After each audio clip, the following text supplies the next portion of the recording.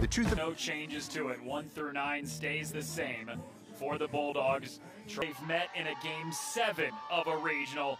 Winner take all as Dallas Goodnight offers at the first pitch, lifts it just out of play. Last game against Castigird was a bunt towards the right side. We'll see if she goes with as they've seen both arms. Goodnight, such a great leadoff hitter with her in the batter's box.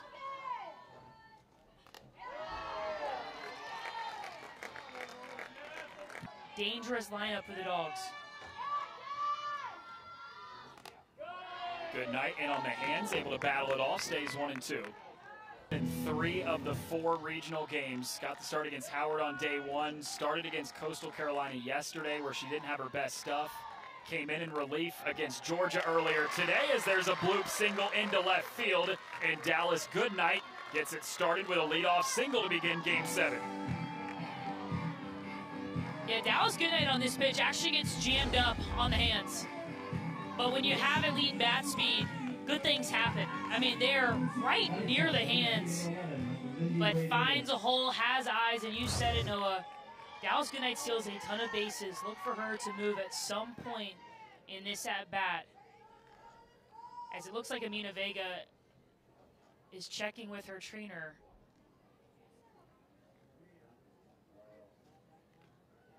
I don't know if she felt something there.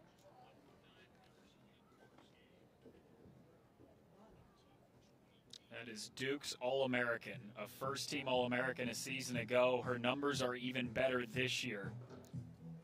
Oh, man. This looks like something non-contact. Amina Vega has dealt with a lower leg injury in her career, and talking to her ahead of this regional, she said, because of those injuries, it has given me a ton of perspective, and it's a heartbreaking sign early in this one.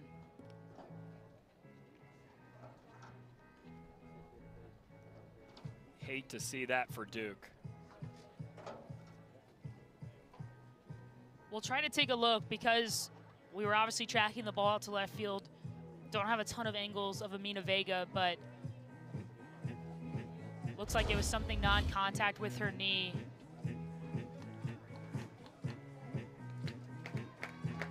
And I imagine it's when she caught the ball from left field that she felt something in the knee and immediately called to her staff to come talk to her.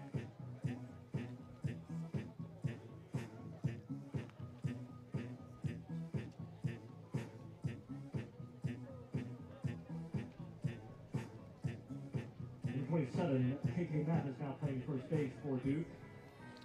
Devastating for Duke. One batter into the game to see your All-American walk off the field. And so the changes that happen there is Jada Baker slides over from first base to second base. KK Mathis, who was the DP, now becomes the first baseman.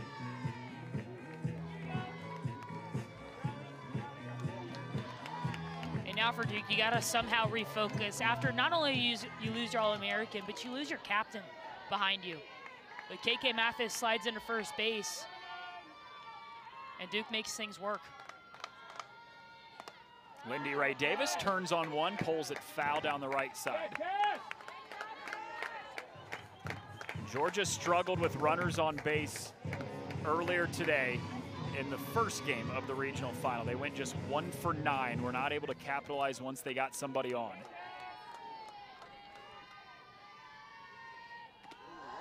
Way outside, Rodriguez able to jump out and make the play. It's a great play by Kyrie Rodriguez behind the plate. That ball had eyes for the backstop, with the junior backstop of her own. 1-1 pitch to Davis, crushes it, but way foul again. Would have been a home run if it was fair, but curled plenty foul, and you can see the power that Lindy Ray Davis has in that bat. Homered yesterday against Duke in the 1-0 game that sent Georgia to the regional final.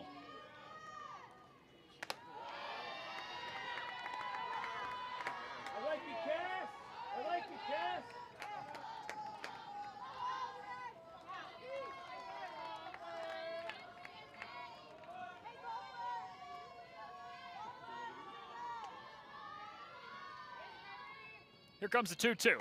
And Davis fouls it straight back. Good battle early in just the second batter of the game. Lindy Ray Davis fouling off some pitches, making Cassidy Curd have to throw a lot early. Yeah, and that's going to be key. Game 7, Cassidy Curd coming off 3 2/3 innings pitch against Georgia about an hour ago now. And so for Georgia, it's about fouling off pitches, finding your timing against the junior in the circle. Davis is out in front of it. Cassidy Curd with a big smile on the face after the off-speed gets the strikeout. And we talked in the open about how she doesn't throw the off-speed a lot, but here, it works wonders. And that's the smile you see from the junior, because that right there is something we have not seen from Cassidy Curd today or really all season long. Not only the ability to show the off-speed, but to locate the off-speed. Ellison goes after the first pitch, flies it into right field, where Terrell makes the play. So 2 outs in the last 2 pitches for Curd in this Duke defense. And that, going back to Lindy Ray Davis's strikeout, that is huge. Because whether or not Cassidy Curd can locate that pitch consistently, this Georgia offense knows that it's there. And so it disrupts the timing on the fastballs. So what a job by the junior. Now 2 outs in the inning. With Jaden Goodwin, the cleanup hitter who goes right after the first pitch. It's 0-1 with the foul ball. A tale of 2 different stories in the 2 games that these 2 teams have played in the regional. Georgia with 2 outs yesterday against Duke was 5 for 11. They made Duke pay with 2 outs. Just 1 for 8 in the game earlier today. Goodnight takes off. The throw down is a little bit late, and Dallas Goodnight has stolen her 30th base of the year. Yeah, one of the toughest base stealers to get out in the country. Speed on display, a pitch up and out, and that can take away the rhythm for you behind the plate. You know, a pitch in the zone, you kind of stay within yourself, but a pitch out, you got to bring it back in and create the rhythm to the throw. Don't know if it would have made a difference to get the speedy Goodnight. Goodwin cuts straight through it. 1 ball and 2 strikes. Goodnight in scoring position, and with the speed she's got, anything in the grass in the outfield would more than likely score her and allow Georgia to take an early lead in the first inning.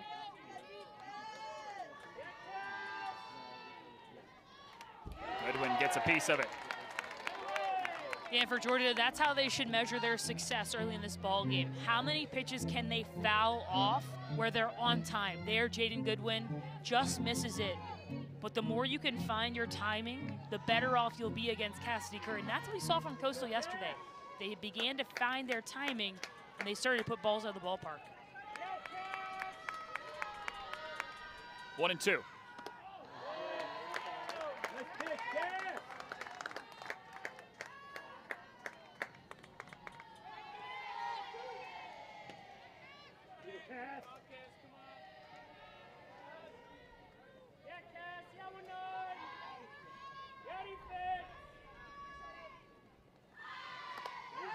Popped up, straight back, and that will crawl out of play.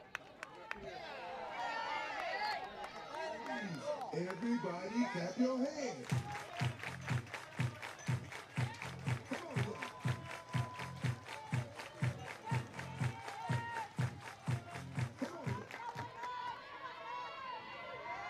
Seventh pitch of the at-bat coming to Goodwin.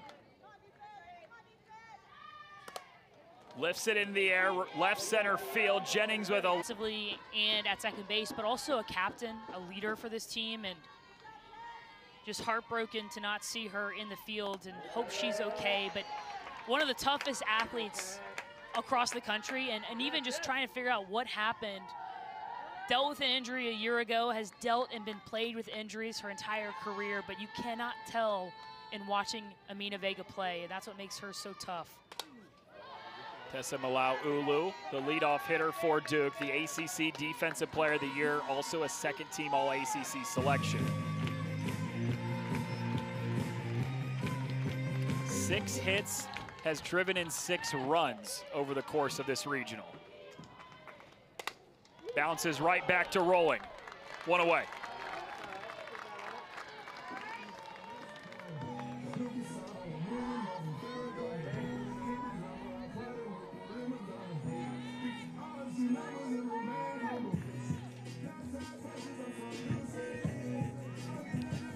No Amina Vega. This is when the All-American would be stepping into the batter's box. Instead, she walks off the field after one batter in the top of the first, and her replacement, at least in the batting order, is Haley Schuler. A true freshman from California who has just 8 at-bats all season long. Yeah, but batting 1,000 in the regional, and how big was that move for Marissa Young, the head coach of this Duke ball club, to put in the freshman Haley Schuler in the last game. RBI single up the middle, now probably the biggest at-bats of her career ahead. Yeah, had that pinch hit single in game 6 just right before this game. Now she's inserted into the lineup in game 7 of a regional. So the starting lineup brought to you by Capital One stays the same with the big exception of Noemina Vega. Instead, Haley Schuler batting in the 2 spot.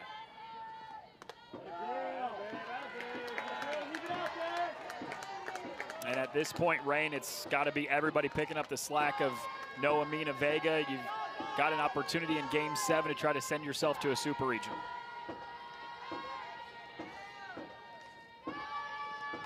Yeah, and the bad news is you lose Amina Vega, but the good news is that the bulk of the work has been done by the bottom of this order. I mean, really, Amina Vega and Anna Gold have been kept at bay relative to the rest of this group, and even Haley Schuler, you take a look at the numbers, and they don't tell the whole story because there's not a ton of sample size. But for Georgia, that's gotta feel good, because you know, even if you've kept Amina Vega at bay, she is one that you circle, that you're conscious of, that you need to keep her at bay because she can change the game at any moment. Not that Haley Schuler can't, but Amina Vega has proven that. Haley Schuler makes an impact right away, earns a walk in her first plate appearance of this game after an RBI single in the 6th inning last game.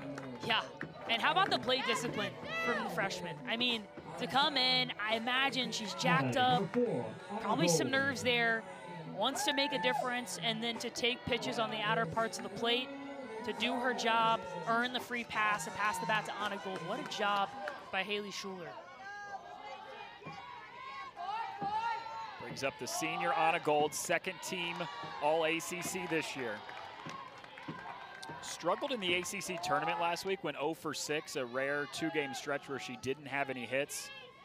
But in this regional, had a 2-home run game on Friday. She's driven in 6 runs in total, and she crushes that ball deep left center field and off the scoreboard.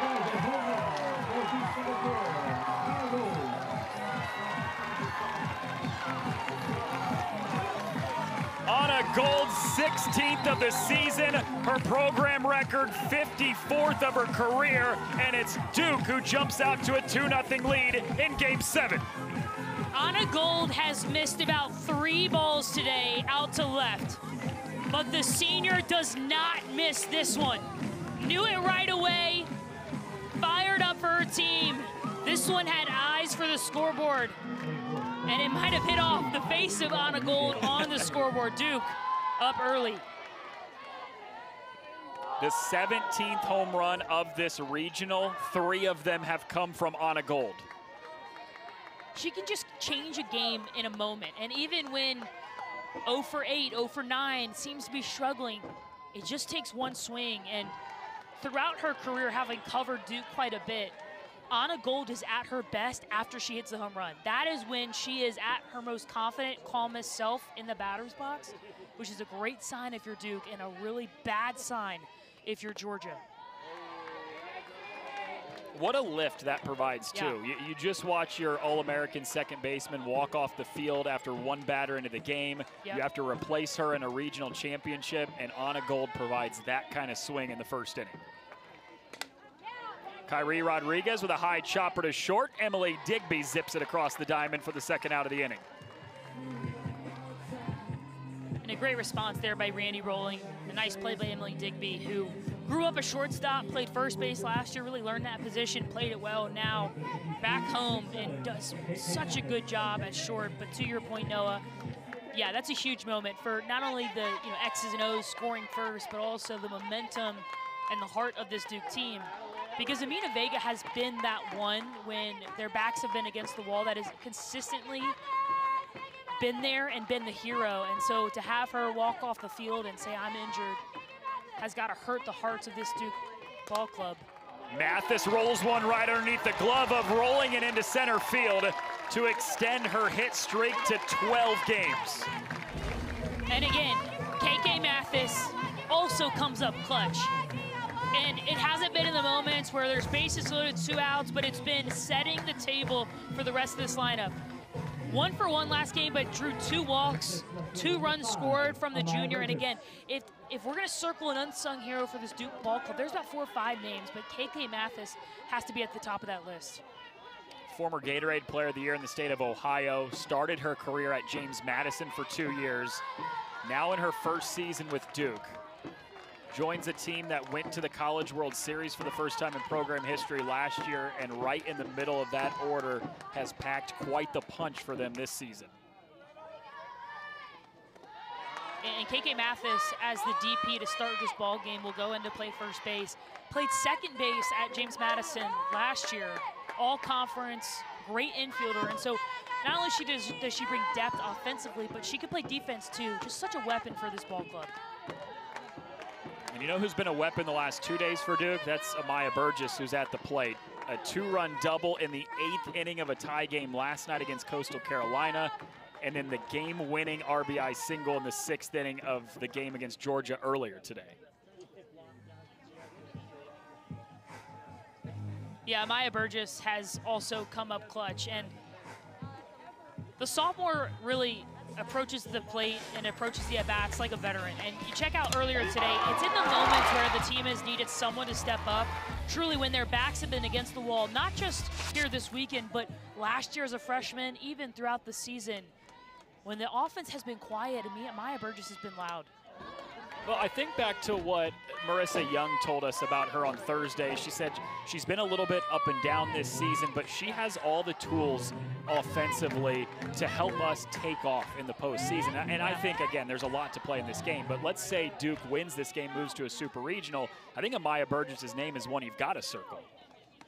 Yeah, and that's what is so amazing about this game that we all love, is that the stats do not matter. The history does not matter.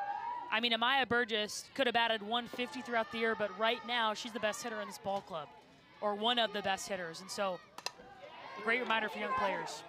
Well, back when Anna Gold was in high school, I was on this Duke team. One of the first seasons we were not making it to the Women's College World Series at that time, but she was a recruit that came on campus. And I remember when she came on campus because our coaches made sure to tell us how good she is and how much they wanted her to be a Duke Blue Devil.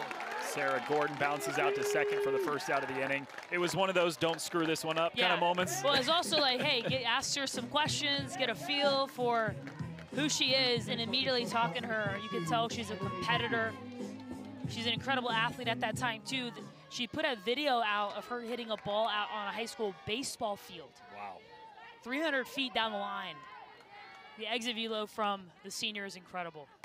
Well, the home run she hit in the first inning was off the scoreboard, and I would think that might have got somewhere close to about 250. Yeah.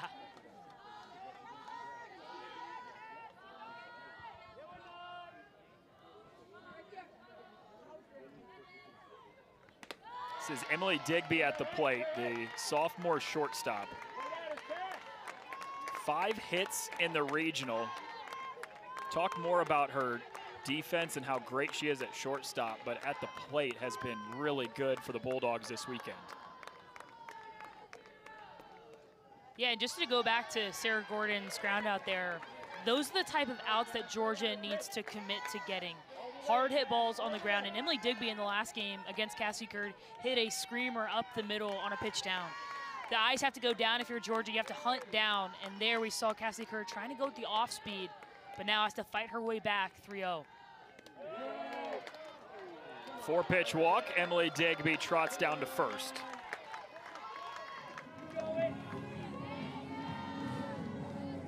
Yeah, Emily Digby, to your point, Noah, about her presence as a shortstop and really as a leader. I mean, the sophomore, Tony Baldwin, has said it.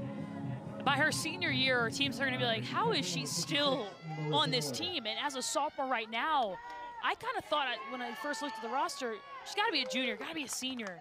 But no, the sophomore just has that leadership presence on both sides of the ball. Really fun to watch. Started all 62 games last year as a true freshman, Emily Digby did. Now she's again the starting shortstop this season, and he said it again, she's a sophomore but feels like she's been here for 10 years. And I mean that in the good way. It means I can count on her. It feels like I've got an upperclassman at short. Marissa Miller pops it into right field. There's Terrell, 2 outs. Yeah, and it's outs like that if you're Georgia, you want to make that adjustment. And it sounds obvious, but it takes really conscious effort against an arm like Cassidy Curd, who has that elite movement up in the zone. You have to swing where you anticipate the softball to go. If you swing where you see it, Cassidy Curd's going to induce a ton of fly balls like that. Aaliyah Terrell under it for the second out of the inning. Curd did not throw yesterday against Georgia. She came in relief in the first of the 2 games today where she really shut down the Georgia offense. Inherited some runners on base, closed the door in that inning, then came back out and threw 3 more full scoreless innings.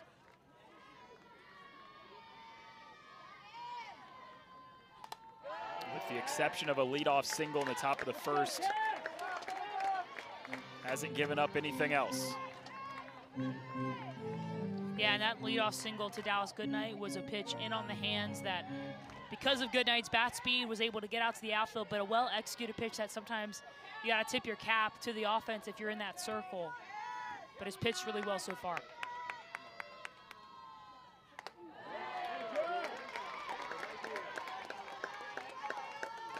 Emma Castori, the first baseman for Georgia, hadn't played first base all year until the week of the regular season finale, the last series against the year against Missouri.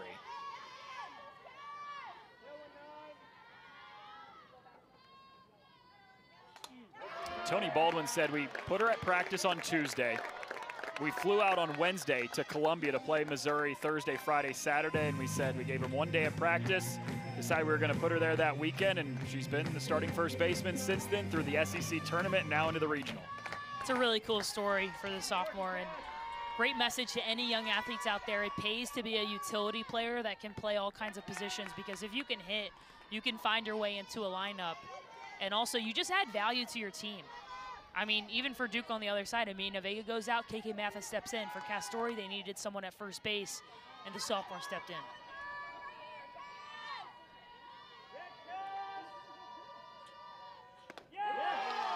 Cassidy Curd won't get the call. Duke fans wanted it, but I think Curd knew that was off the plate. And it might have been, but I would love to see Kyrie Rodriguez frame this pitch up, because I think it's close enough that, especially if the glove movement is up into the zone, I think that has a chance to be called. And you don't give yourself that chance with that aggressive glove movement down and away. Castori lifts it into right field. Terrell once more with the catch to end the inning. 7th meeting all time between Duke and Georgia. Jada Baker floats that ball out of play on the first pitch of the inning. All 7 of them have come in a regional. I mean, take a look at this. Yesterday, Duke offense just struggled against Georgia, a game the Bulldogs won 8-2. Been a different story today through 1 game and 1 inning into the 2nd game. Yeah, and only 2 hits more than yesterday, but the emotions and the momentum has really shifted into the Duke dugout. And it really has, to me, swapped. Yesterday, Georgia's offense looked so confident. You couldn't get them to chase. In pitches missed over the middle, they barreled in. For Duke, I could think you could say that about them today as well. They haven't chased a ton. They forced these pitchers for Georgia to come over the plate, and they made them pay. Baker reaches after it and loops it over to the first baseman, Castori, who makes the grab in the air. And for Randy Rolling right now, I mean, the only mistake has been that 1 pitch to Anna Gold, which is going to happen against a veteran like that, who has the power potential that she does. It's just one of those athletes that you have to circle and say, we're not going to let her beat us. The Dickel piece is everyone behind Anna Gold right now for Duke has hit incredibly well. But Rolling has started to kind of roll her in the bottom of the 2nd. She threw all 7 innings yesterday against Duke in that game where they won it, only gave up 2 runs. Just never let that Duke offense get going.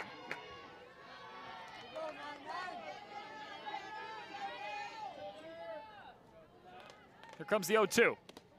Terrell swings and misses. Randy Rolling's first strikeout of the day. Yeah, and Randy Rolling, like Lily Backus, both lefties, both right around the same velocity, 62 to 65, but the difference between the two is Rolling works really well down in the zone, whereas Backus works really well up in the zone. So a different look for these Duke hitters, but still coming from the left side. So what changes in your approach as a hitter there when you face one pitcher in the first game today, everything is up, you face a different pitcher where everything comes down? Well, I think it depends on the athlete, depends on the player, it depends also how Randy Rolling pitched you yesterday. So likely these athletes on both sides of the ball are going home, they're looking exactly how did this team approach me, and then what's the pitch that I can turn around and hit well. And so if that pitch is a drop ball in, you know Randy Rolling's gonna come in with a drop ball at some point in the AB, and you got to set up and get your about 5 o'clock and spend some time watching 7 innings live on Friday evening. It's great. This is Mua Williams, the freshman for Georgia, the 9-hole hitter for the Bulldogs. Pops it high in the air. This is in shallow right field where Terrell calls off Baker. 1 down. Yeah, and Terrell nearly drops this ball out and right, but a great job by the right fielder to see that ball high in the air and to call off her second baseman. But for Cassie Curd in the Durham Regional, she has really stepped up. And this is just today, so this doesn't even include, you know, the 5 innings pitch and the shutout against Howard on Friday. So for this team, they have needed someone to step up behind Danny Drugmuller, and Cassie Curd has done just that. Baker, the new second baseman, is tested immediately, and Dallas Goodnight beats it out for an infield single. Normally that's Amina Vega there at second base, the All-American who exited the game in the first inning. Baker comes in. Really tough play to make, and she could not quite get the speedster in Dallas Goodnight. Yeah, tall hop, gets the glove on it, which was really impressive, and does all she can to transfer, make the play. KK Mathis with the stretch, but Goodnight again showing off the wheels, and I'm sure we'll see them on display at some point in this at-bat against Lindy Ray Davis. She singled her first time up as well, did Dallas Goodnight. So 2-hit day already, her 20th multi-hit game of the season. Stole her 30th base of the year as well in the first inning.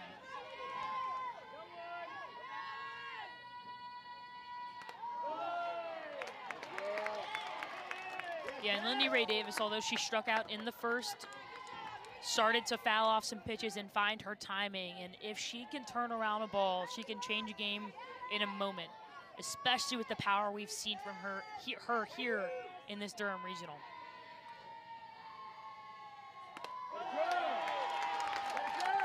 She doesn't like the arm side fastball up and in though. And if I'm Cassie Curd, I'm staying there and I'm elevating that pitch even higher to draw the eyes of Lindy Ray Davis, and hopefully, if I'm Cassie Curd, getting her to chase.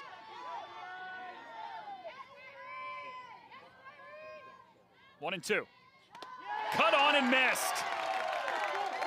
Cassidy Curd's second strikeout of the day, both of them against Davis. Yeah, and this is just good pitching. Fill up the zone, top of the zone for 2 pitches to get 2 strikes in this at-bat, and then expand up in the zone with the elite movement. Cassidy Curd, second time striking out Lindy Ray Davis, her second K of the day. You called it the pitch right before that. You said she didn't want that fastball in on the hands, work up in the zone. That's exactly what Cassidy Curd did on that strikeout pitch.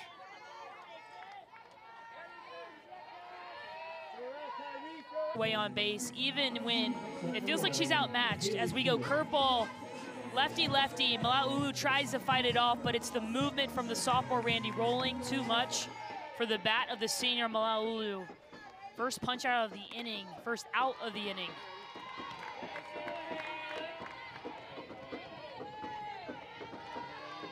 Haley Schuler, a pinch hit single in the 6th inning of the game earlier today. Then a walk back in the first of this game. She sees a 1-1 count now against Randy Rolling.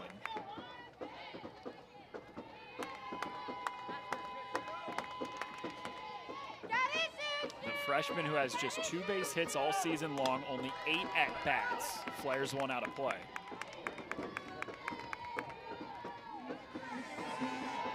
Yeah, and for many freshmen in this moment, be pretty nervous, I bet, but you cannot tell in watching Haley Schuler at the plate. Steps into the role that was that of the All-American Amina Vega and has looked solid. And that is a nasty pitch by Randy Rolling. That's 2 in this at-bat that have been really close. The first one was a changeup, slightly low and away. That one a backdoor curveball that almost makes its way back over the plate, but instead evens the count 2-2. Wow. That was close. Randy Rolling with kind of a sarcastic smile on her face. There's been a couple that have been really close to the zone in this at-bat that have not gone her way. See what she does on 3-2. Schuler pounds it right back up the middle, put to Rolling. She throws over to first. One way or another, Rolling records the out. Yeah, and how about the poise from the sophomore to not get the 2 calls that you probably thought were strikes, maybe even 3 in that at-bat. And a good job by Haley Schuler to take an elevated pitch. An even better job by the sophomore in the circle to field her own position. Spin move made that look way too easy, but does not get easier facing Anna Gold, who homered back in the first inning to provide the only 2 runs of this game. Georgia pitching through the first 3 games of the regional had only given up 1 home run total.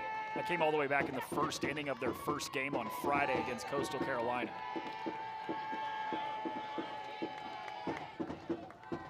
And you can see Jaden Goodwin almost at the warning track here at Duke Softball Stadium because Anna Gold so far today has worn out. These 2 have played a ton of meaningful games against each other in a regional in the last 5 years.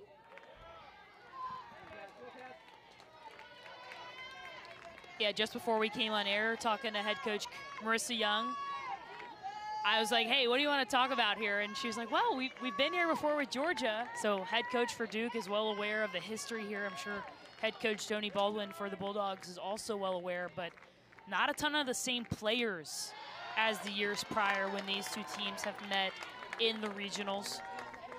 But these 2 coaches have been a part of every single one of those matchups.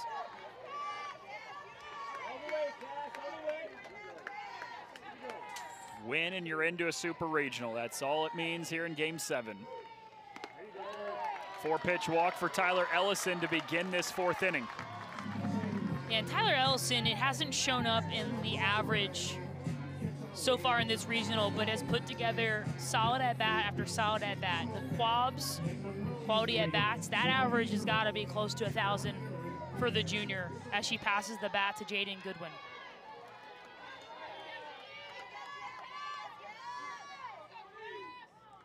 Cleanup hitter and Jaden Goodwin. Takes a first pitch strike after Cassidy Kerr just walked Ellison on 4 pitches.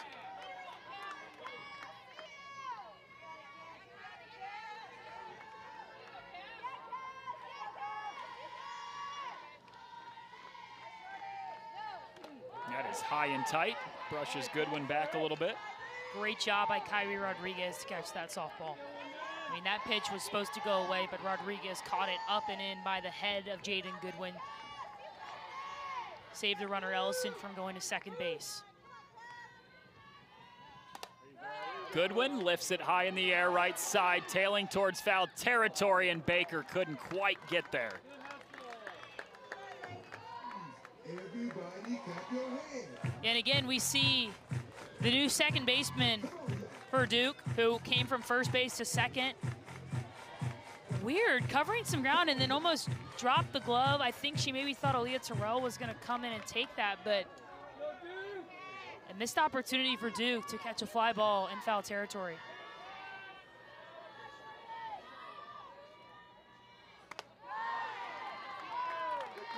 A Georgia team that has not had any trouble getting runners on base, but it's been producing with them on base the problem. 0 for 6 in this game, 1 for 15 in total between the 2 games this afternoon. 2-2. Goodwin tags it down the right field line, but foul.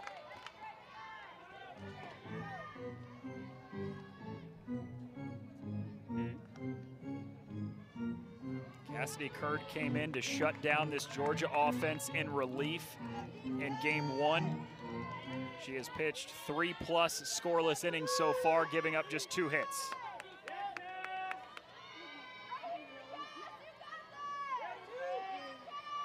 Two and two on the way.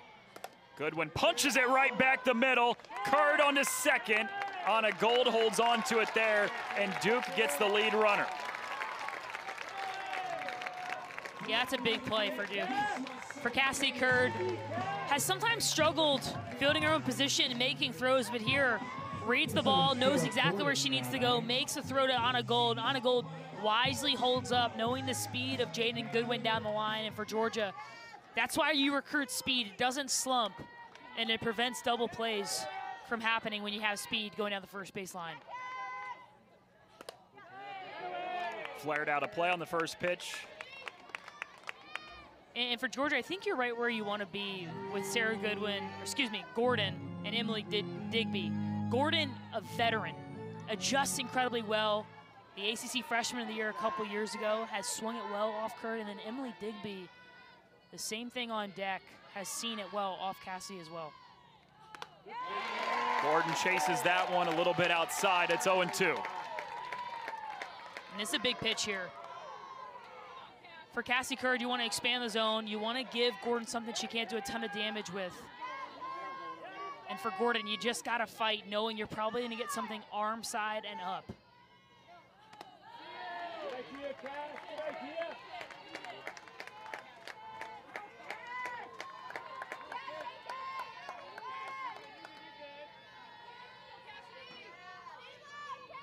Goodwin at first, 1 out, top of the 4th.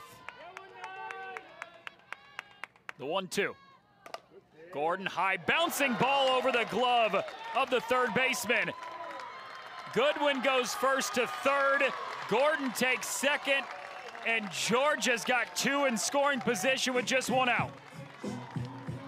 And this is why speed is such an important factor. Jaden Goodwin hits a bullet to Cassie Curd, avoids the double play, but here, I think Malal Ulu took a step in, or more even horizontal, where if she took a step back, maybe she has a chance, gave it all she had, but Amaya Burgess elects to go to third base here.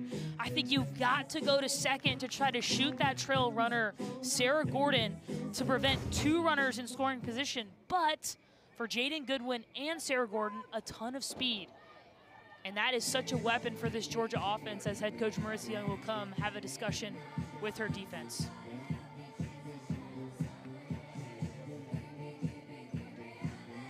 And I don't know if they would have had a chance to get Sarah Gordon, but I do know they didn't have a chance to get Jaden Goodwin.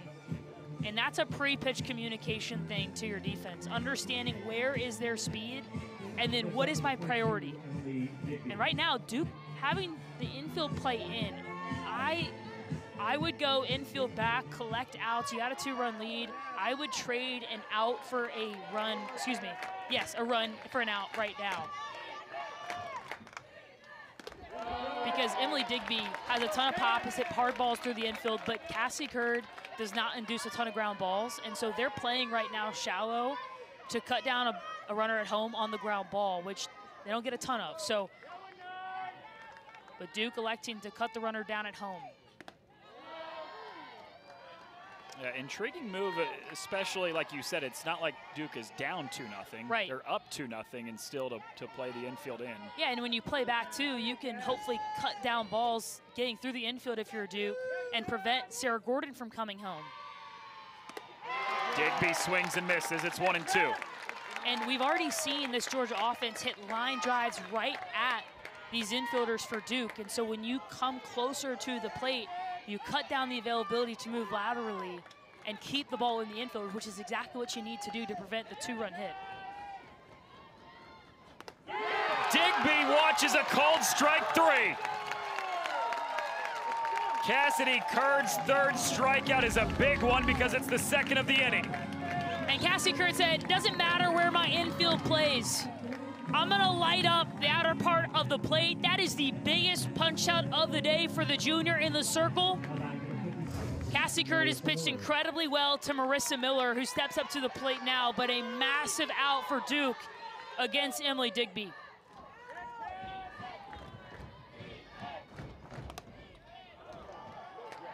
Looped foul, it's 0-1. That's a good approach, though, from Marissa Miller. We've seen kind of a longer swing, induces some weak fly balls out to right field. They're staying much shorter, a little bit late, but I love the approach and the adjustment by Marissa Miller, because with Cassie Kerr, you can't have a long swing. She throws 70 miles per hour. You have to stay short to it, get your barrel out in front of you, and hit it where you anticipate it going, which is up in the zone.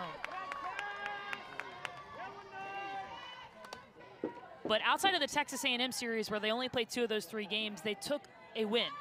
And you wonder, I mean, this has really kind of turned into a 3-game series. Georgia wins yesterday, Duke wins today. That game 3 rubber match that they were unable to win all year long.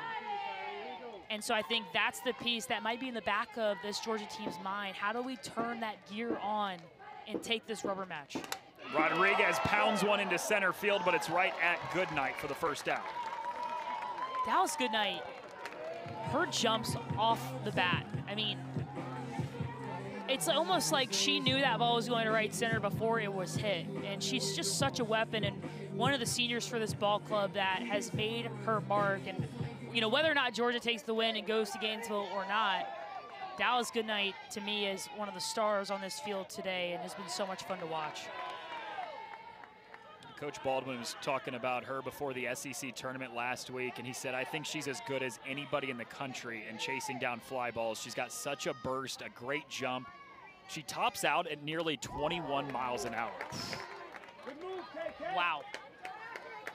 I mean, that's like 6 miles per hour faster than the speed limit at my apartment complex, so unbelievable. And again, right off the mask of Marissa Miller, which we saw yesterday, had her get taken out of the game. It looks like Randy Rowland giving her some numbers. How many fingers am I holding up? Marissa Miller obviously got it correct, but just a jarring thing. And, you know, I caught a little bit growing up and in high school and college as well. And it doesn't hurt you, but it just jars you. It kind of can create some stars, but luckily Marissa Miller is okay, it seems. Well, I know you got a mask on, but it doesn't change the fact that a softball is coming off of a bat directly towards your face. Yeah. Happened yesterday to Marissa Miller in the 2nd inning of the game against Duke. She stayed in for an inning, but then was taken out of the game in the 3rd. She's been back behind the plate of both games today. Yeah, she's a key part of this team. And Sarah Gordon out in right field, I mean, jogged in immediately and caught a great game yesterday, but Marissa Miller is so good at receiving, stealing strikes for her pitchers, and it doesn't necessarily show up in the stats at the end of the game, but it really matters in the long run.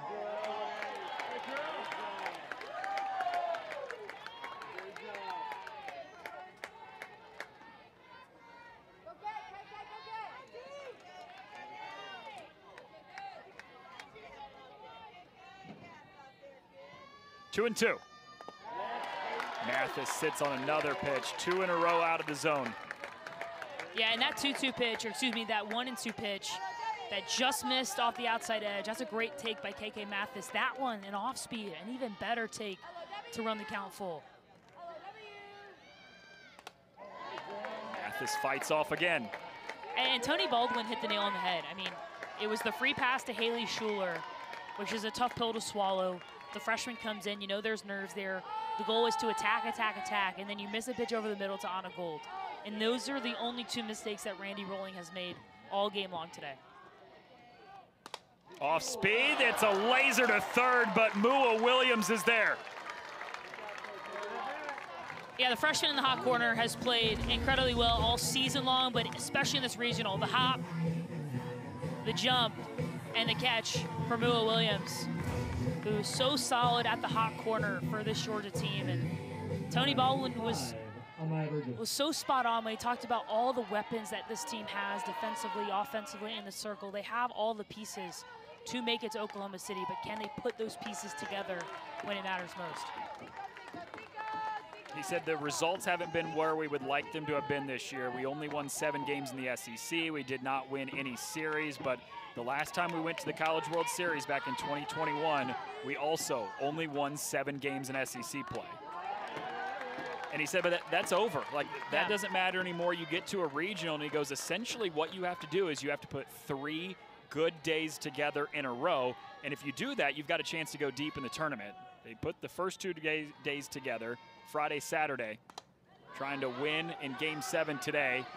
Amaya Burgess pops it up, and unseeded Georgia versus a Florida team that looked nearly unstoppable, and that's when Georgia made the Women's College World Series. And so to your point that you just mentioned, you know, Tony Bowell mentioned this is 2 different teams, but he said the proof is in the pudding. I mean, it's happened before where we've had the pieces and we've put them together at the right time, and he feels like those pieces are there to put together a long postseason run.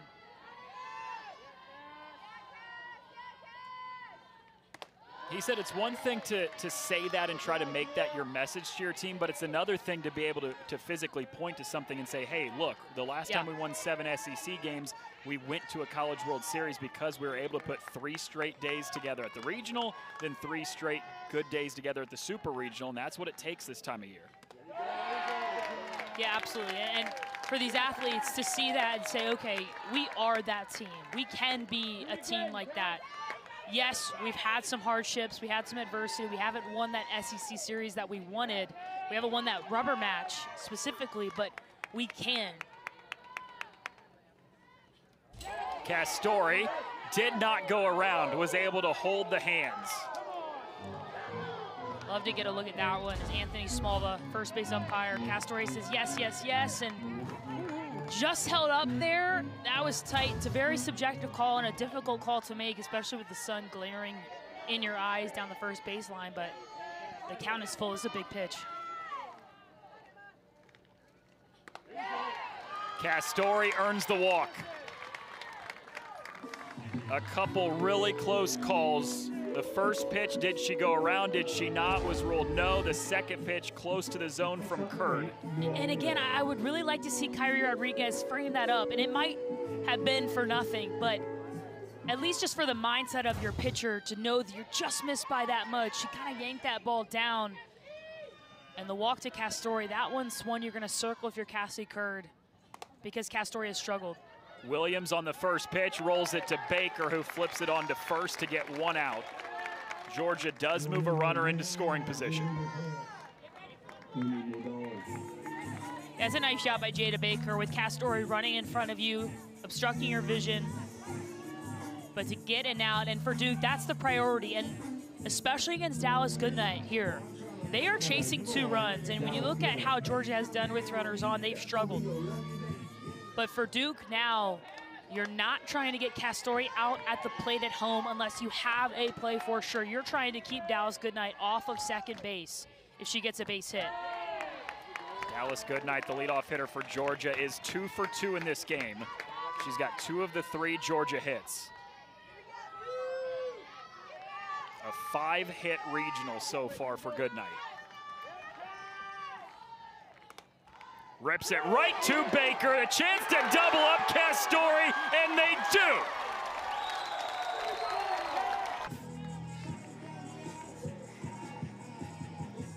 And so Duke has twice been in the first base dugout in this regional. Not their typical home dugout. 2-0 with 26 runs scored when they are in their typical home dugout in the third base side lane. 1-1 with 14 runs scored. So, I pose the question to you, does Duke need to rethink what dugout they're in the regular season? Well, actually, Team 1, the first ever Duke team, was in the first base dugout as the home team, but the NCAA typically stipulates what dugout you're in, depending on if you're home or away. But knowing head coach Marissa Young, having played for her, I would describe her as superstitious, along with some of the athletes on that Duke team. And so I think they're pretty happy they're in the first base dugout. I think head coach Marissa Young is going to fight for them to be in the first base dugout should they make it to Gainesville, Florida against the Gators. First season was in 2018. This is only the 8th year of Duke softball, and what they've done since the program has started in such a short time under Marissa Young has been so impressive. 3 straight trips to a super regional, 5 trips to a regional, coming off their first ever College World Series appearance in 2024. High bouncer to rolling, and she can't get it out of her glove. Aaliyah Terrell reaches. Yeah, chop slap by the junior Terrell. who started this season as a pinch runner, was predominantly a pinch runner last year, but this year, late this year specifically too, Aaliyah Terrell has stepped in and stepped up and found ways on base. She does it there with a chop slap and passes the bat to Deanna Jennings. The ball did not travel far, but it is still Duke's first hit in the last 12 at-bats against Randy Rolling. Looped in foul territory again by Jennings, and it's Williams, the third baseman, 2 down. The first hit and the first base runner allowed by Randy Rolling since the first inning of this game. Yeah, and that base runner was a walk to Haley Schuler, and we talked about the Achilles heel for Randy Rolling having been those free passes, and Anna Gold makes her pay with a 2-run bomb. Another flyout. Malau Ulu, the leadoff hitter, right to the shortstop in Digby. That is a quick bottom of the 5th inning. Through 5, Duke up 2-0.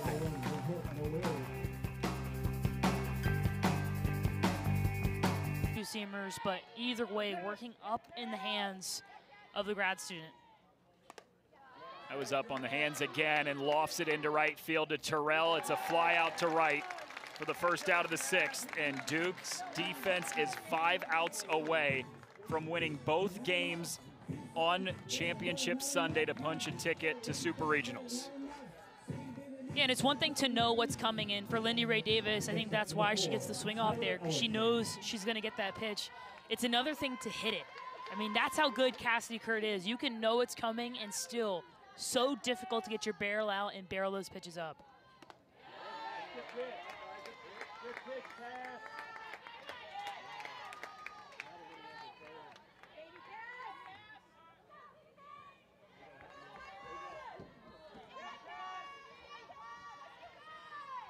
1-0 to Tyler Ellison.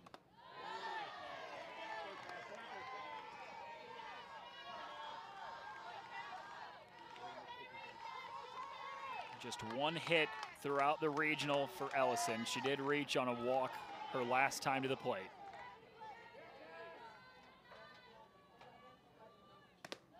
(3-0).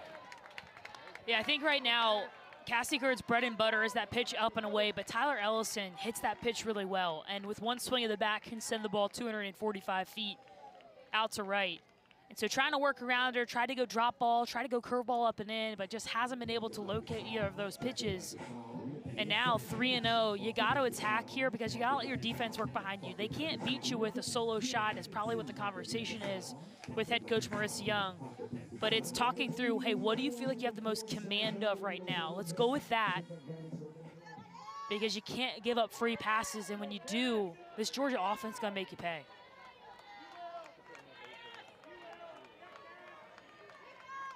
Cassidy Kurd threw 3 2/3 scoreless innings in the first game today. She's thrown 5 1/3 more scoreless innings so far in this game. But it is a 4-pitch walk to Tyler Ellison with 1 out in the 6th.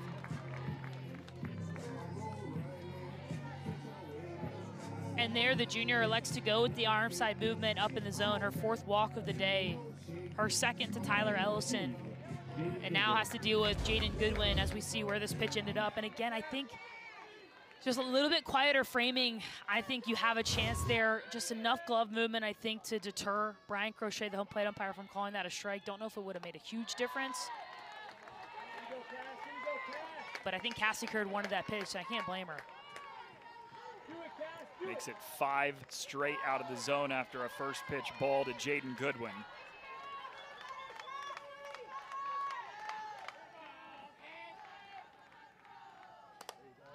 Goodwin pops it up, center field. Jennings is there. Yeah, and Georgia right now just not making a ton of adjustments. There's been a lot of those lofty foul or fly balls, which, I mean, just a quick adjustment there, those could be home runs, but I think you have to over adjust if you're Georgia. You got to get on top and think ground balls through the infield, and that approach might lead to sinking line drives to the outfield, but you can't keep getting beat the same way if you're this Georgia offense. One of the 3 hits Cassidy Kurd has given up today in this game has been to Sarah Gordon, who's at the plate now.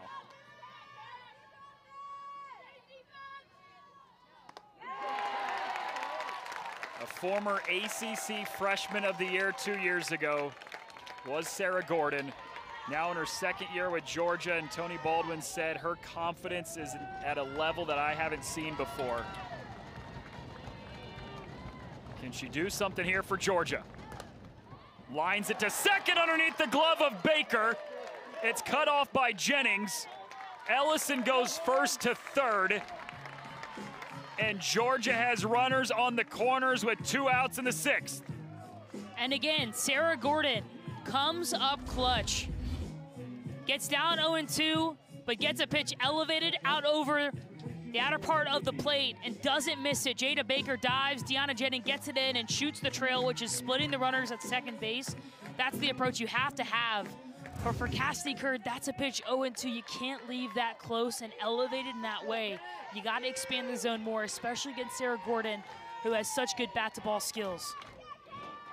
Gordon's 5th hit of the regional. 3 of them have come today.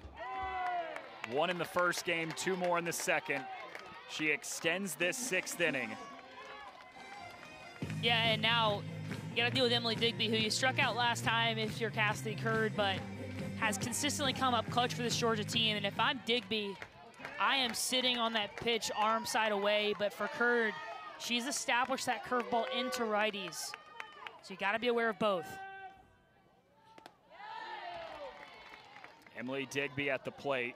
Tony Baldwin said she's such a calming presence. She's rock steady, she's a leader, she communicates with everyone. Somebody that her teammates look to.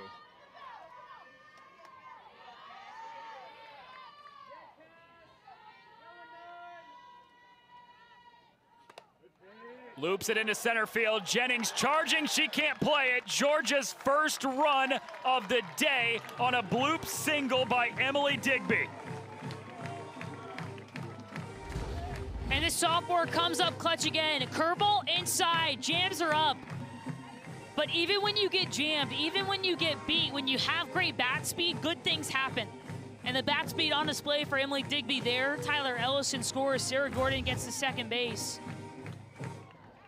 And Georgia within 1 late in this ball game, and with 2 outs, again, the Bulldogs score. It looks like Paisley Allen's going to come in and bat for Castori.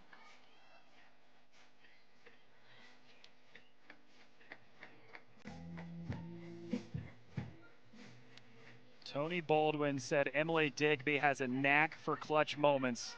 Her batting average not necessarily the highest through her first 2 years, he said, but it seems like every hit she has comes in a huge moment. Yeah, and another one, and the game evens out, and you can say that's a single, you say she got jammed up, she got lucky, but Emily Digby has hit a number of balls in this regional really hard, right at people.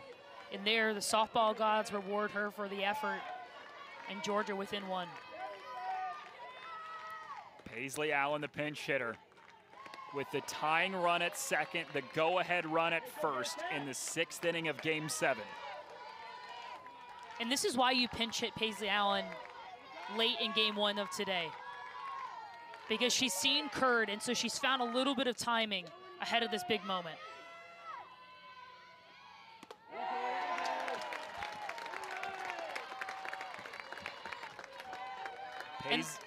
And the freshman has power potential, and Tony Baldwin has a ton of confidence in her and the future career, but Emma for Duke in the first one. And there's a base hit to left field. Haley Schuler, who entered the day with 7 at-bats, comes into this game after 1 batter into it when Duke's All-American second baseman walked off the field with an apparent injury. The freshman has shown up. Haley Schuler, don't forget the name. I mean, I'm a little speechless with how the freshman has shown up today, has shown up in this regional for her team, steps in a huge moment for the All-American Vega, and doesn't miss a pitch out over the middle to get things going in the 6th, because for Duke right now, that 1 run does not feel like enough.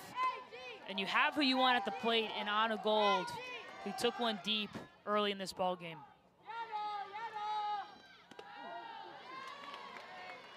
Haley Schuler had the RBI single in the 6th in game 1. She walked in the first inning of this game, now singles in the 6th with the power hitting Anna Gold at the plate, who hit a 2-run home run back in the first inning of this game.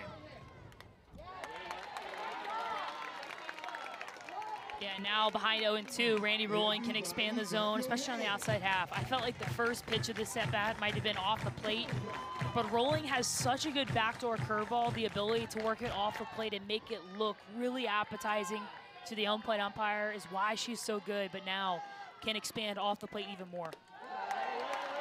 She does work off the plate here, but Anna Gold with the take, 1-2. And for Anna Gold here, yeah, she gets the rise ball, takes that pitch, but now eye level has changed to go up.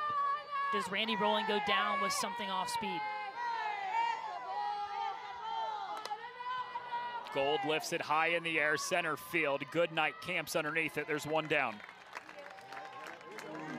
I mean, outside of that pitch to Gold in the first inning for Randy Rolling that made its way over the middle, and Anna Gold punished it out to left off the scoreboard, Rolling has been rolling, and I'm sure that has been used a number of times. And when broadcasters are calling her game, but it's true in that hasn't made a ton of mistakes, has battled even behind in counts, and hasn't given up much to this Duke offense. She has not allowed a Duke runner into scoring position today because she walked Schuler in the first, and then Anna Gold, the next batter, hit a 2-run home run. So Duke has not had a base runner on second or third today. Well, they will now. The second baseman, Ellison, couldn't handle it off the hop, and Duke's got runners on first and second. Yeah, there's not many second basemen in the country who could have handled that because that was an absolute missile off the bat of Kyrie Rodriguez. Drilled pitch, outer edge, and just enough of a short hop to kind of handcuff Ellison at second base. And I love that approach by Rodriguez, and that's the approach that the righties have to have if you're Duke. Hard ground balls through the middle.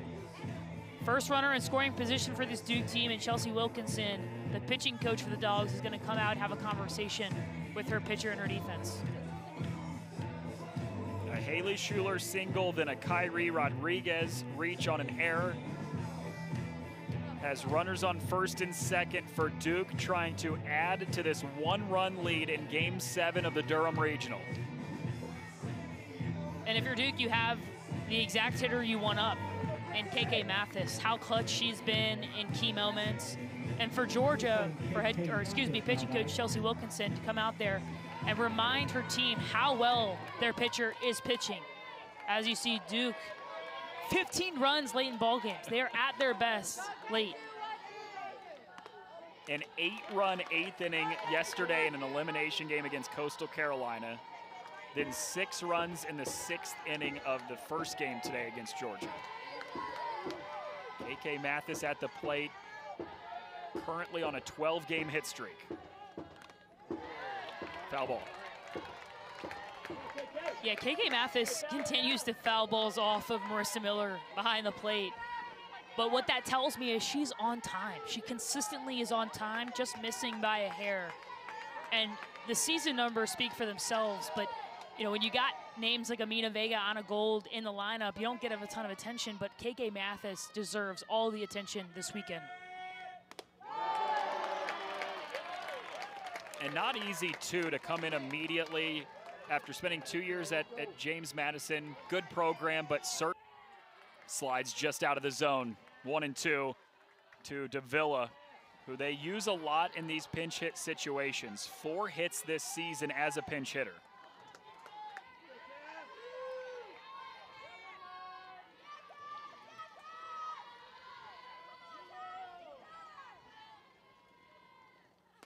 Davila tags one into right center field. It's in the gap, and it rolls to the wall. Terrell gets it in, but it's a leadoff pinch hit double for Hannah Davila. And how about the pinch hitter, Hannah Davila? Drives this ball to right center field. Duke playing pretty shallow, and then not a steep enough angle for Aaliyah Terrell to cut that ball off and prevent the double. Georgia chasing 1 run. I'm surprised you didn't see Duke's defense in no double situation, which would mean that they are back in the outfield and trying to prevent a ball to the gap Davila, a line shot. Doesn't care where the defense is playing. What a time for Davila's first double of the season to put the tying run in scoring position with nobody out in the 7th. Yeah.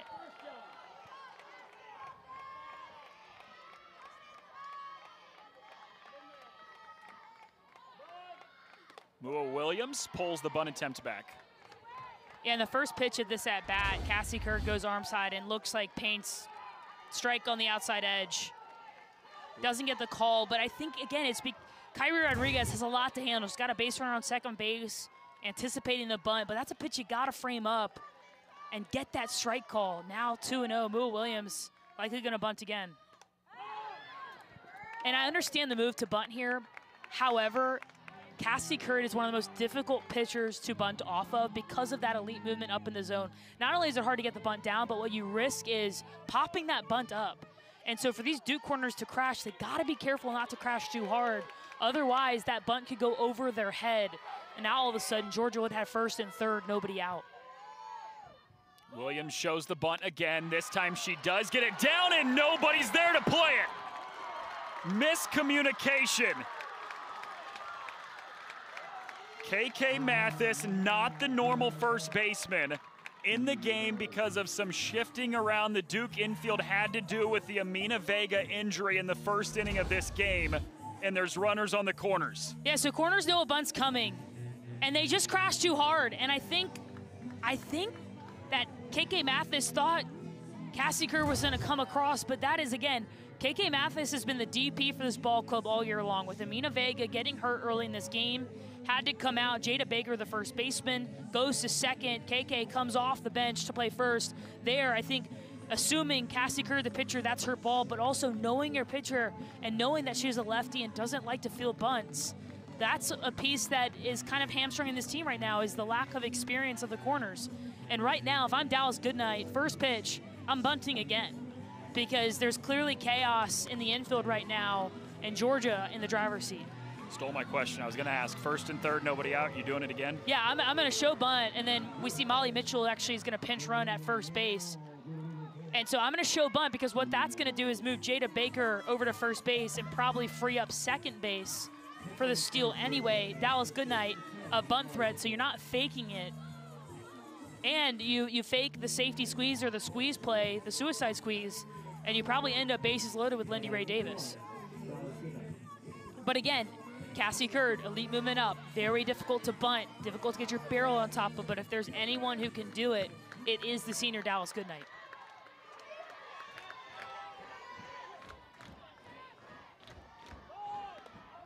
Goodnight does show bunt. Wow, that could have been a disaster. Short hops on a goal, the shortstop able to corral it. Yeah, and it's right now the wheels are starting to fall off the cart a little bit for Duke because just the lack of communication there. Yeah, Anagold coming across. I think Kyrie Rodriguez either lightens up on the throw to Anagold, but Anagold wasn't going towards second base. Not sure what happened there, but we play on second and third, nobody out. Goodnight in on the hands, and that got a piece of her actually off the bat. Yeah, one of the seniors on this Georgia ball club, that one hurt, and that pitch was in on the hands, didn't look like a strike. And Tony Baldwin go and have a conversation with the home plate umpire. I'm not sure what about, but maybe giving his center fielder some time to recoup. But 0-2 is the count. This is a big one.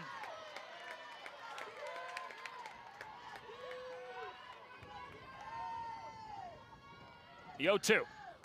Goodnight with a swing and a miss. A huge first out of the inning for Cassidy Curd, her fourth strikeout today.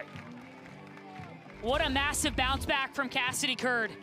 To get ahead, then expand the zone where Goodnight can't do a ton of damage. Goodnight, one of the hardest hitters to strike out, especially with how she swung at this game. The senior goes down swinging for the first out in the seventh. Tying run 60 feet away for Georgia. Lindy Ray Davis into center field. Georgia's tied it up. Mitchell is held at third. It is 2-2 with Lindy Ray Davis providing the biggest swing today for Georgia. Her final year in a Georgia uniform. What could have been her last at-bat instead turns it up the middle to give her team the tie. Lindy Ray Davis has been so clutch throughout her career, and nothing different here in the top of the seventh. Georgia ties it up. Precious Bross is the new pinch runner at first for Lindy Ray Davis after she ties this game at 2 in the 7th.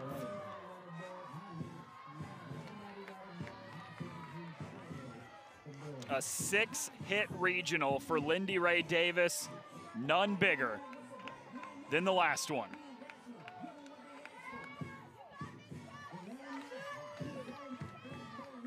Still only one out, and the go-ahead run for the Dogs in the 7th is 60 feet away from scoring. Ellison deep to center. That should be plenty deep. Runner tags. The throw home is... Oh, they got her! God! Oh, my goodness! Oh! Jennings with a cannon from center field. Well, they're going to review this one. But I think off the bat, we thought that was plenty deep to give this Georgia team a lead. Wow. We'll take a look. Deanna Jennings gets behind it. Perfect throw, and look at the tag on the backside of Mitchell, but does she get her hand in first? We'll see it here. When does the tag get down? Yep. Oh, yeah. She's out. Oh, my gosh. What a throw from Deanna Jennings. On a ball that looked like it would be deep enough to give Georgia the lead. An absolute cannon of a right arm for Jennings. Wow. That is insane. Wow. Unbelievable. Unbelievable.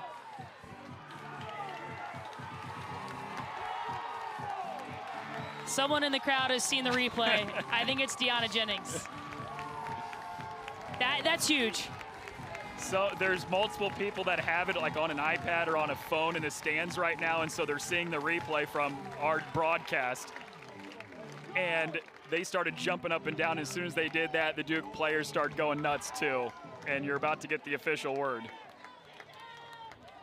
Let's go get one right now.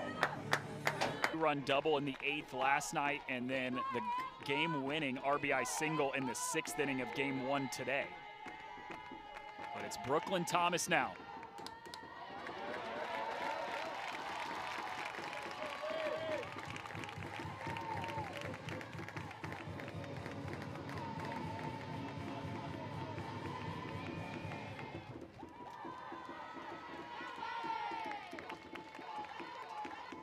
One and two. Thomas punches one to left field, but right at Goodwin.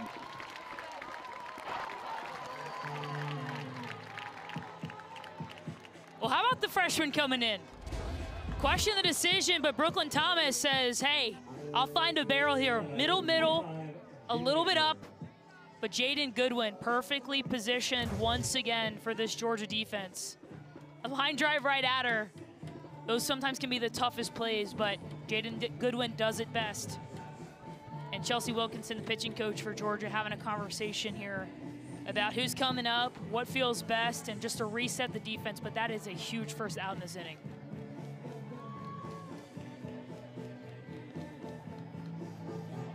We are all on the edge of our seats here in Durham, Game 7 of the regional. Georgia was the 2-0 team entering. Duke forced a Game 7 earlier, and now 2-2, bottom of the 7th. Winner on to the Super Regional in Gainesville.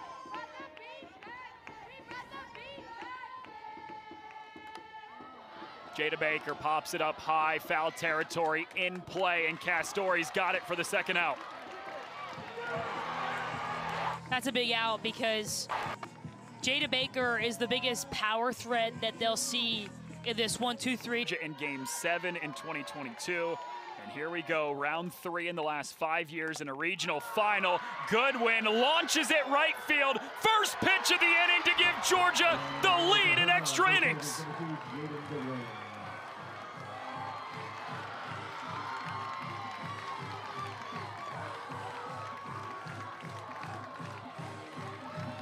This Georgia program has been known for the power, for the home run potential. This year, a different story, but for Jaden Goodwin, she has led this team in the long ball. And in the biggest moment of the season so far, she does it again. Doesn't miss this one out to right field.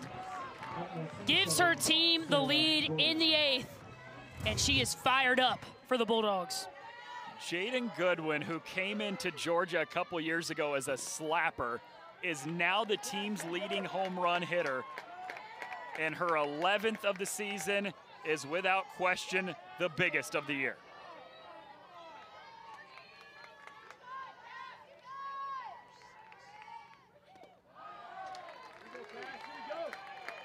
Neither team has lost in extra innings this season. Duke is 4-0, Georgia's 2-0. One of those Duke wins came less than 24 hours ago when they beat Coastal Carolina in the 8th. Gordon into left field. Home run and single to begin this 8th inning for the Dogs. Yeah, and Sarah Gordon continues to be the light at the end of the tunnel for this Georgia offense. When they seem to be struggling, Gordon puts together a solid AB. A pitch that comes back over the middle of the plate, and Gordon does not miss it. That's the approach the righties need to have against Cassidy Curd. Hard ground balls through the infield. As it looks like Cassidy Curd will come out of this game after a valiant effort today for this Duke team. She threw 5 scoreless innings, gave up 1 in the 6th, 1 in the 7th, another one here in the 8th on the solo home run by Jaden Goodwin to give Georgia the lead. Yeah, what a job by the junior. I mean, when her team needed her most, she stepped up. And that's why you see the ovation from the Duke faithful, because it's been a different story for Cassidy Curd this year. You know, she was the ace that propelled them to the World Series last year.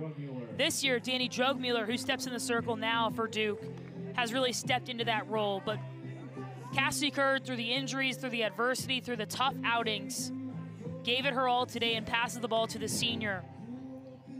One of the 3 seniors on this ball club for Duke, down to their last out last night against Coastal, and Danny Drugmuller, 128 pitches against Georgia yesterday. Saw them earlier today for 3+ innings, and they roughed her up a bit. 8 runs, only 1 walk, 6 punch outs, but 12 hits for this Georgia offense against Drugmuller. She will have to pinch the corners a little bit, talking to head coach Marissa Young about what kind of went wrong yesterday for the senior in the circle, and it was all about her missing over the middle. Head coach Marissa Young doesn't feel like Danny Drugmuller gave this Georgia offense her best, and so that's got to be a positive piece you can pull away from yesterday, and they're going to need her in the 8th here. Duke trying to do everything they can to keep it a 1-run 8th inning. Solo home run from Goodwin on the first pitch. Sarah Gordon in singles, and now Emily Digby fouls off the first pitch she sees from Danny Drugmuller.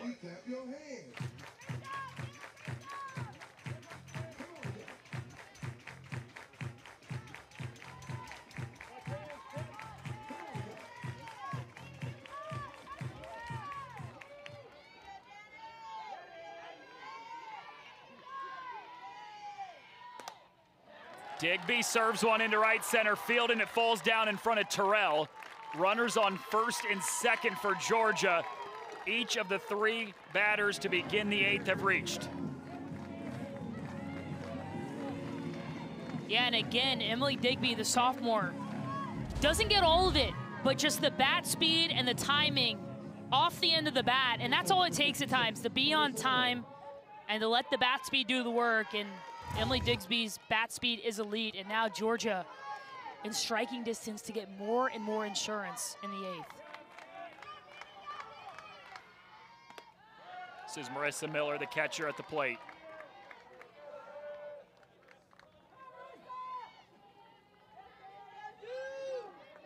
Yeah, I could see Georgia putting a bunt on here. Just knowing how important it would be to get a little bit more insurance against this Duke team. Instead, Miller swings away. It's a chopper.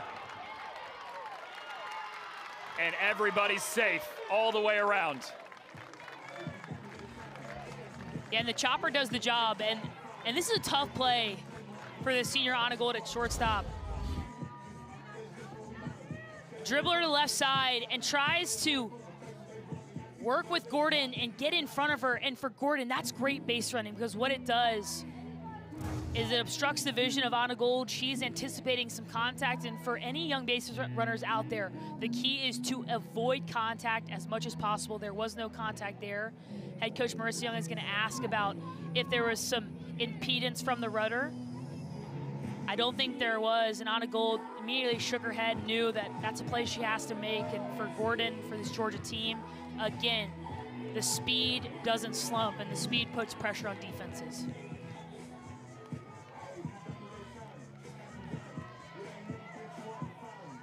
A home run followed by 2 singles and an error has not only given Georgia the lead, but an opportunity with bases loaded and nobody out to continue to add to that. It's Emma Castori, who's way out in front of the off-speed from Drugmuller, 0-1.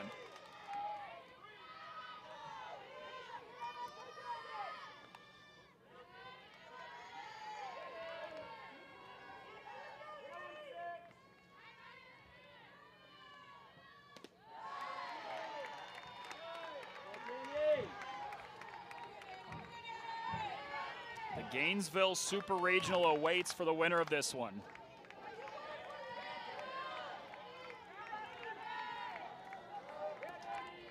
One. Inside to Castori. Oh, it hit her. Yeah, just off the leg of Castori. Knew it immediately. Our home plate umpire, Brian Crochet, knew it immediately as well. And Drugmuller tries to work inner half, and just off the leg. And that's all it takes for the RBI for the sophomore. As we get a good look here, right off that right thigh, and just enough to give Georgia the 2-run lead here in the 8th.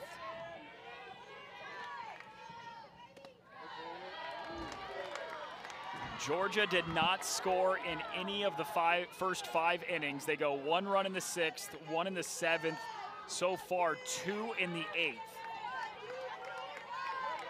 With the potential to threaten for a whole lot more.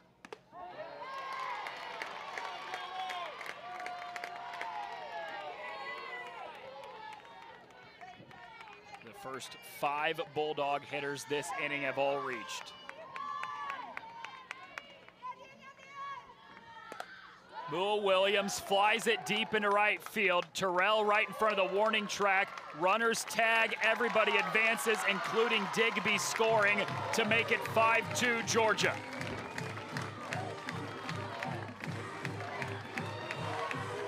And it's all dogs right now. Another great at-bat by the freshman Mool Williams. Knowing the situation, insurance. Gets enough of this one deep, knows the speed of Emily Digby over at third base. Castori tags. Marissa Miller tags. And now Dallas Goodnight makes her way back to the plate, the senior, another opportunity. She was up just last inning in the 7th. Had a couple runners on, nobody out, and struck out.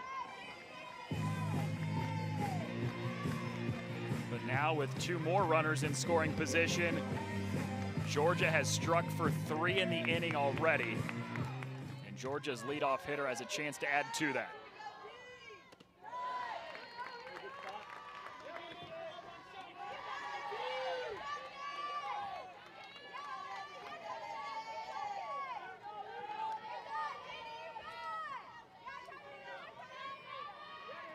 The 1-1. Goodnight lifts it into left field. This is Burgess. Runner tags. Oh, did she score in time? Or was the runner tagged out? And the umpiring crew is likely going to talk about this, if not review this play. Great play by Tessa Malauulu.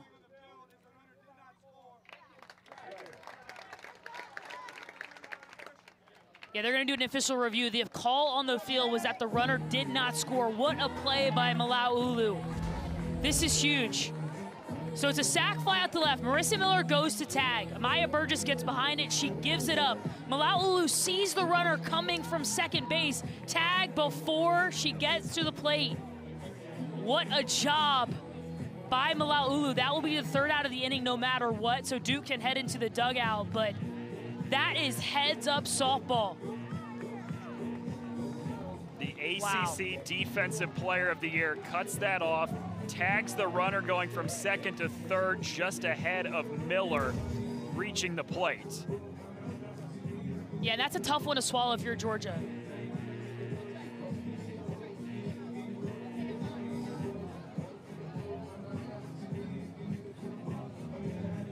As we take a look here, yeah, the tag had already occurred right about now. We don't have a direct look at it with the two angles there, but either way, Duke will come in either with a 3-run lead to chase or 4. We think it'll be 3 in the bottom of the 8th. Let's go.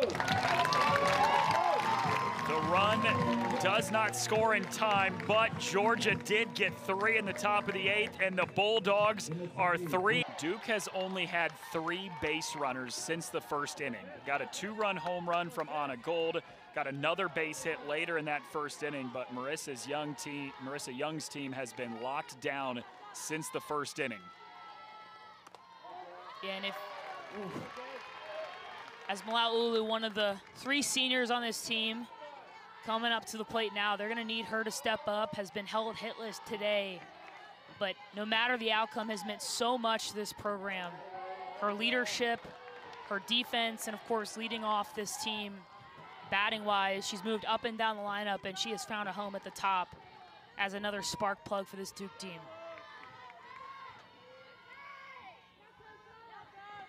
Malauulu tags one through the hole on the left side. A 1-out single here in the 8th from Tessa Malauulu.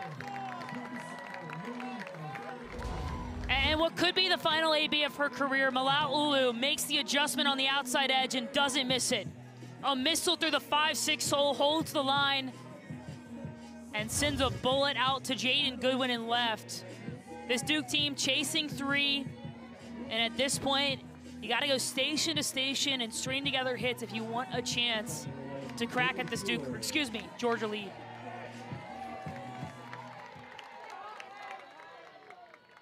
Haley Schuler, the freshman who entered the day with 7 at-bats the entire season, hit an RBI single in the 6th inning of game 1 today, has been on base twice, including a base hit in this game.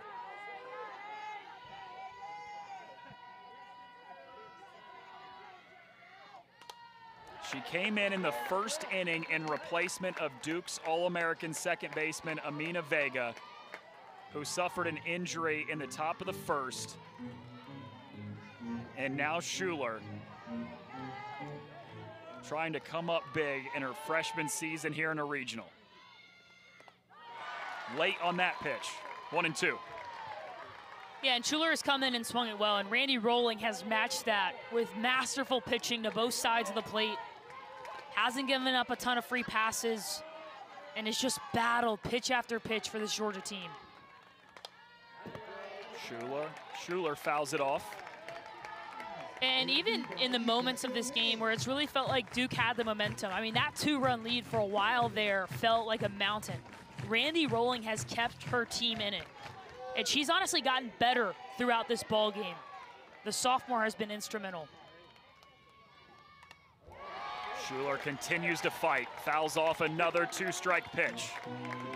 And for Duke, you're looking at the future of the program. I mean, Haley Schuler coming in for Amina Vega, the All-American, and has not skipped a beat. Has been aggressive, great plate discipline, 1 for 2 on the day. She will be a part of this lineup for years to come. cut on and missed. Rowling gets the strikeout, her 4th today, and Georgia's an out away from a super regional. And just a nasty off speed on the outside edge, and you can feel this Georgia team. They know how close they are. They know the adversity they faced this year. And Randy Rowling has put the team on her back, and they are 1 out away. Anna Gold at the plate has provided the only 2 runs for Duke today. That came on a 2-run home run all the way back in the 1st. And poor Marissa Miller. I mean, another one off the face mask. The 3rd time in 2 days that's happened to her. And just, gosh, giving her time to take a beat, and looks like she's okay. And, you know, with that Tessamala base hit, the senior for Duke, guaranteed, obviously now we'll see Anna Gold at the plate, another senior. And if this is her last at-bat, what a mark, what a foundation she has helped lay for the rest of this program for years to come. The big home run early in this game, but there are too many clutch home runs to count in the career of Anna Gold. And the career not over as we take a look at that 1st inning bomb off the scoreboard, off Randy Rowling. Knew it right away. And this really put a ton of energy into the Duke dugout. Since then, the energy has shifted to the Bulldogs, but right now, Anna Gold has a chance to give her team some life. Chasing 3 runs, cannot do it with a 2-run home run, but can extend the game for the senior.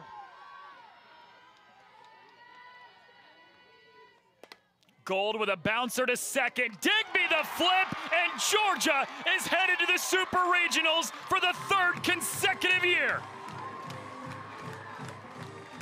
And the Dogs have done it.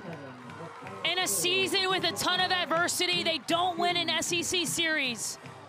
They have a tough ending to the season at the SEC Conference Tournament against Arkansas, but here they played their best softball. Head